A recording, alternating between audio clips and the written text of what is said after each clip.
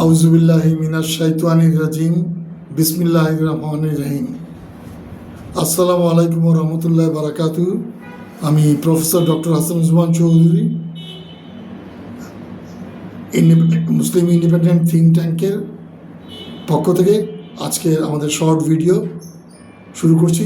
9টি পূর্ণাঙ্গ ভিডিওর পরে এই ভিডিওটিকে শর্ট ভিডিও এক হিসেবে যদি ধরি, এটার নাম শিরোনাম আমরা দিচ্ছি আল্লাহর অস্তিত্বের প্রমাণ। আল্লাহ রাব্বুল আলামিন, আল্লাহ রাব্বুল ইজ্জত, আর রহমান আর রহিম, আল হাইয়ু আল কাইয়ুম, তিনি অস্তিত্বশীল, চির অস্তিত্বশীল।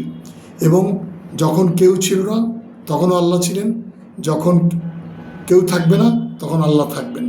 যখন অস্তিত্বহীনতার মধ্যে সব কিছু ডুবেছিল সেইটির মধ্যেও আল্লাহ ছিলেন, আল্লাহ তার নিয়ন্ত্রণকর্তা হিসেবেই ছিলেন। এবং যখন সব কিছু অস্তিত্ববান বিইংয়ের মধ্যে আছে এবং এই পৃথিবী এবং মহাবিশ্ব, এই নজুম, এই বুরুজ অর্থাৎ এই স্টার্স, গ্যালাক্সিস, সকল ফরমেশন আমরা দেখতে পাচ্ছি, সেই সময় কিন্তু আল্লাহ অস্তিত্বশীল আছেন। এবং যখন সব কিছু ধ্বংস হয়ে যাবে, কুল্লুমান আলাইহা ফানি ওয়া ইয়াবকা ওয়াজহু রাব্বিকা যুল জালালি ওয়াল ইকরাম, তার মানে হচ্ছে আল্লাহ তখন অস্তিত্বশীল থাকবেন। অর্থাৎ আল্লাহর অস্তিত্বের সর্বশ্রেষ্ঠ প্রমাণ হচ্ছে এই যে অন্য কোনো সত্তা যখন কেউ থাকে না, সেই নাথিংনেসের কন্ট্রোলার হচ্ছে আল্লাহ রাব্বুল আলামিন। ফিজিক্স এখন যতটুকু এগিয়েছে তা দিয়ে তারা কোয়ান্টাম ফ্লাকচুয়েশনের থিওরি দেয়, এবং এই কোয়ান্টাম ফ্লাকচুয়েশনের মালিকও আল্লাহ।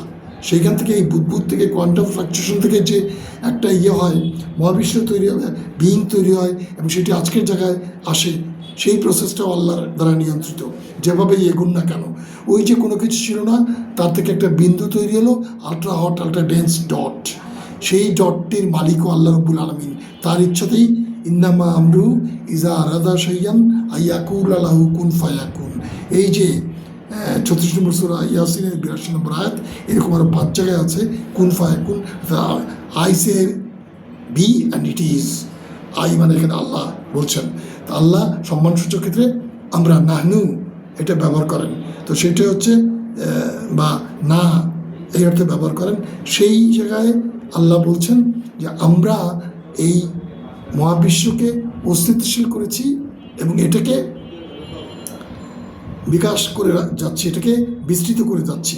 এই বিস্তৃতিরই আজকের বৈজ্ঞানিক ব্যাখ্যা হচ্ছে, যেটির ফসিল এখনও দেখা যাচ্ছে, যেটি আলোর মধ্যে, শব্দের মধ্যে এবং মহাবিশ্বের সব জায়গায় এই তরঙ্গের অস্তিত্ব ধরা যায়। এবং এটি বিজ্ঞান আবিষ্কার করে ফেলেছে যে মহাবিশ্ব একসময় ছিল না, কখনো একসময় টাইম স্পেস ফিজিক্স শুরু হলো একটা ultra hot, ultra dense dot থেকে। সেই ডটটা কেউ একজন, একটা ট্রান্সেন্ডেন্টাল অথরিটি, যিনি সুপ্রিম, তিনি সেই ডটটাকে বিস্ফোরণ ঘটালেন এবং তৈরি করলেন। এছাড়া কোনোভাবেই এটির আর কোনো ব্যাখ্যা খুঁজে পাওয়া যাচ্ছে না। বিজ্ঞানের সকল প্রমাণ বলে যে এটি একটি অসম্ভব একটা এক্সট্রা টেরিটোরিয়াল, এইটা হচ্ছে একেবারে মহাবৈশ্বিক একটা অবস্থা, যার বাইরে থেকে এটি হচ্ছে। মহাবিশ্ব তৈরি হলো একটা বিন্দু থেকে এবং সেটা এক্সপান্ডিং ইউনিভার্সে হলো, এই থিওরিটাও বিজ্ঞানের আবিষ্কার। আর সেইটা যে একটা এক্সপ্লেনেশনারি মানে কী বলে ইনফ্লেশনারি স্টেজে মধ্যে দিয়ে গেল, সেটিও বিজ্ঞানের আবিষ্কার। এবং এইটি যে আবার একটা এক্সপানশনের পর একটা পর্যায়ে গিয়ে কন্ট্রাকশন হবে, সেইটিও কিন্তু বিজ্ঞান আবিষ্কার। মাঝে যে রেড শিফট আর ব্লু শিফটের কথা, অর্থাৎ কাছের ব্লু শিফট যেটা রেড শিফটে লাল সরণে চলে গেলে আস্তে আস্তে হারিয়ে যায়, কোথায় যায় কেউ না জানে। এইভাবে এক একটা ক্লাস্টার গ্যালাক্সিস সেগুলো চলে যাচ্ছে একটা থেকে আরেকটা দূরে, তার মধ্যে সবগুলো একটা গ্র্যাভিটেশনাল পুলে আটকানো আছে, তারাও একটা রোটেশনের প্রক্রিয়া আছে এবং বিভিন্ন ধরনের রোটেশন, কিন্তু নিজের চারপাশে এবং পুরো বড় বৃত্তের চারপাশে এবং বড় বৃত্ত ততোধিক বড় বৃত্তের চারপাশে, এইভাবে সব ক্লাস্টার অফ গ্যালাক্সিস সেগুলো দূরে চলে যাচ্ছে পার সেকেন্ড 7 মাইল করে। এই যে যাওয়াটুকু, এই যে এক্সপানশন হচ্ছে, এই এক্সপানশন 1380 কোটি বছর আগে রাফলি বিজ্ঞান সকল রকম বৈজ্ঞানিক হিসাব নিকাশ করে বিজ্ঞান একটা স্বীকৃত সত্য আজকে এইটি। এবং এত বছর পর মানুষ গত 50 বছরের 17 কোটি আগে থেকে বলতে বলতে এই জায়গায় এসে এই জায়গায় পৌঁছেছে এবং একটা সর্বস্বীকৃত সত্য এটা রূপান্তরিত হয়েছে যে মহাবিশ্বে কিচ্ছু ছিল না, একটা ট্রান্সেন্ডেন্টাল অথরিটির ইন্টারফারেন্সের ফলে একটা আল্ট্রা ডেন্স ডট সেটা এক্সপ্লোড করে এই জায়গায় পৌঁছালো। সেইটি অর্থাৎ আছাড় মেরে থালা ভাঙলে একটা বিশৃঙ্খলা হয়, কিন্তু শৃঙ্খলা তৈরি হয় কখন? যখন আল্লাহ সেটাকে ফাটান। এই ফাটানোর ফলে এই জন্য কিন্তু আল্লাহ আল ফালিক সব কিছুকে আল্লাহ ফাটিয়ে দেন, তারপরে বীজ অঙ্কুরোদ্গম করেন, বৃক্ষ লতাপাতা সব কিছু এইভাবে তৈরি হয়, জীবন জগতের সকল অস্তিত্ব তৈরি হয় এবং তারা শুরু বিকাশ এবং ধ্বংসের দিকে যায়। তাহলে এক্সপান্ডিং ইউনিভার্সের থিওরি, ইনফ্লেশনারি ইউনিভার্সের থিওরি এবং এক্সপানশন এবং কন্ট্রাকশনের থিওরি, অর্থাৎ এটা সংকুচিত হয়ে আবার শ্রিঙ্ক করে পুনরায় বিন্দুতে রূপান্তরিত নাই হয়ে যাবে। নাই থেকে নাইয়ে পৌঁছানো, মাঝখানে হচ্ছে বিং। এই যে নাই থেকে নাইয়ে পৌঁছানো তখনও কিন্তু অস্তিত্বশীল আল হাইয়ু আল কাইয়ুম। তিনি চিরজীবী কোন অর্থে, তিনি সর্বসত্তার ধারক কোন অর্থে, তিনি শুরু কোন অর্থে, তিনি শেষ কোন অর্থে, দি বিগিনিং উইদাউট এনি বিগিনিং অর্থে তিনি হচ্ছে আল হাইয়ু। অর্থাৎ আল্লাহর আগে কেউ নাই, তিনি প্রথম। তার মানে এর আগে কেউ ছিল না তা না, শুধু আল্লাহই ছিলেন।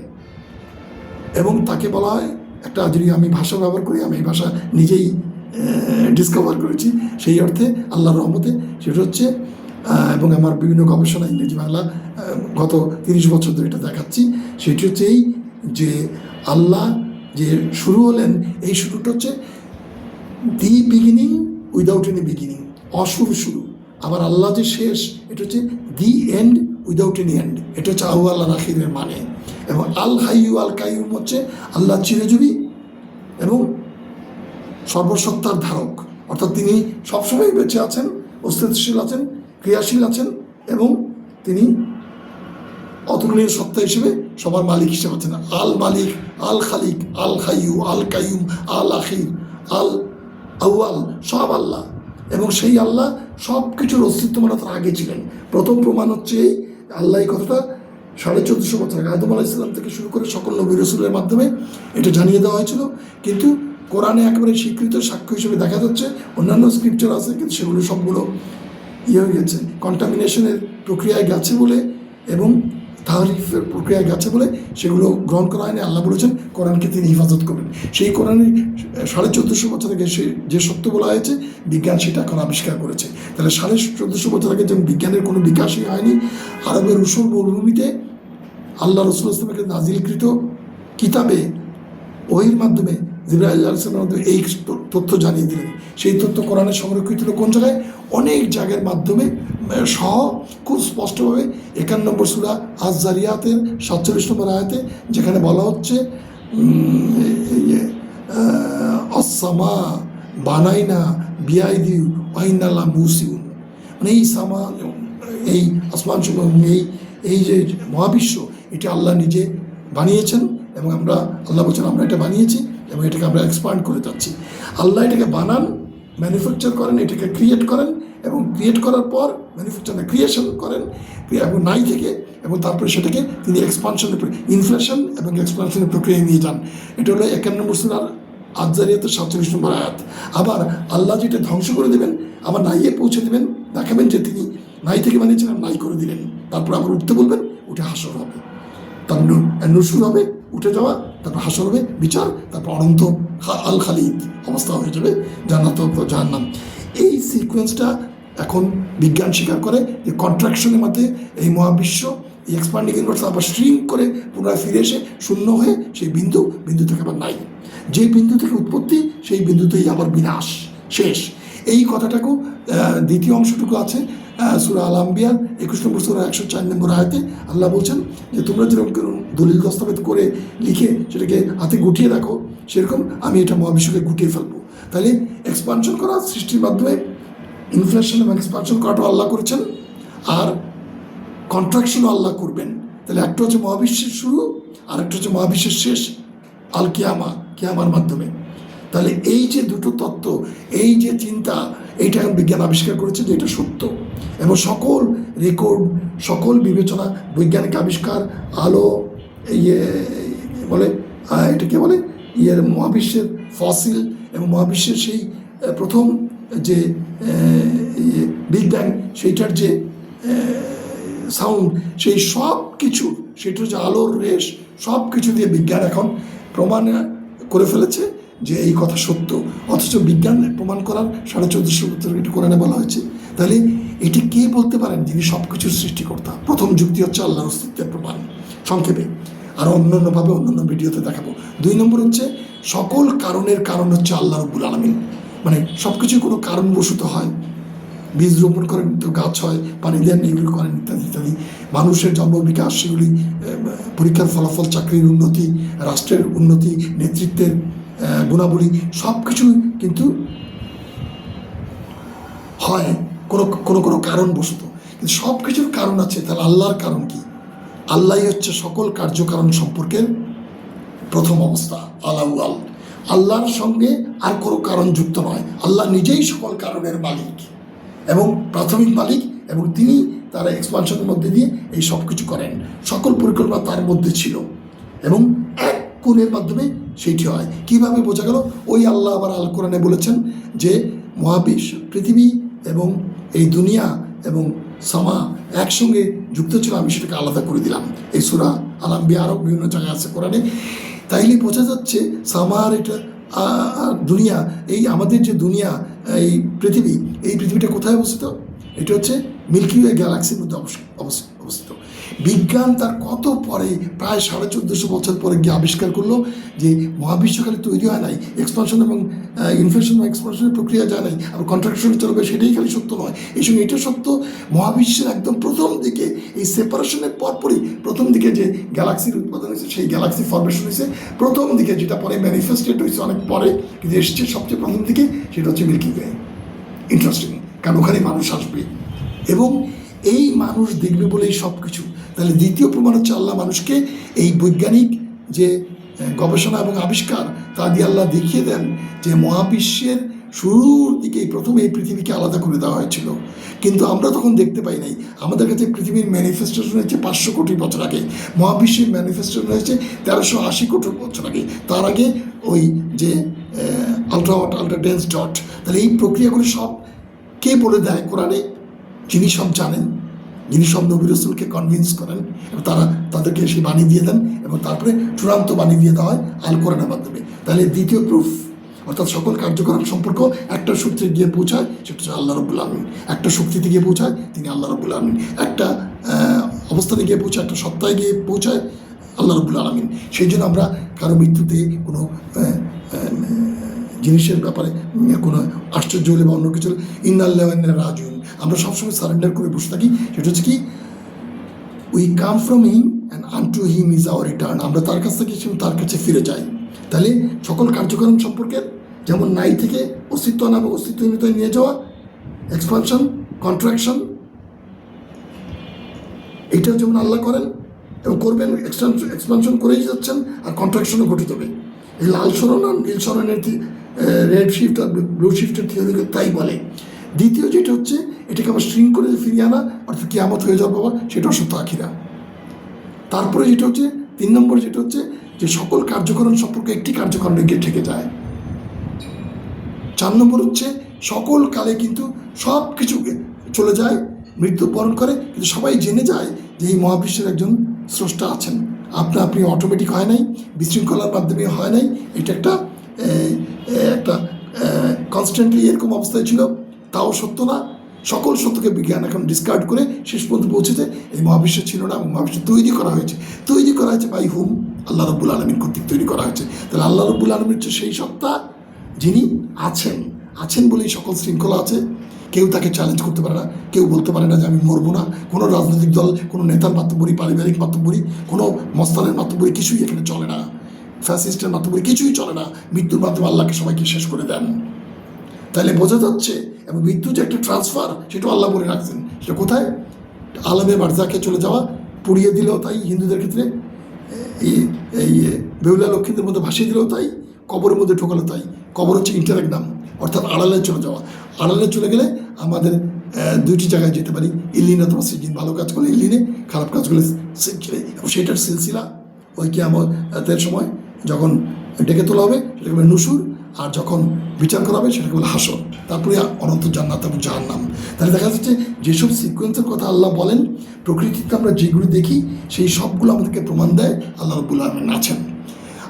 পঞ্চম যেটা জায়গা হচ্ছে পঞ্চম বোধ হয়, সেটা যেটা প্রমাণ হতে পারে সেটা হচ্ছে এই যে প্রকৃতির সব দিকে দেখলে দেখা যায় সব কিছু একটা এককত্বের শৃঙ্খলা প্রকৃতি বলে যায়।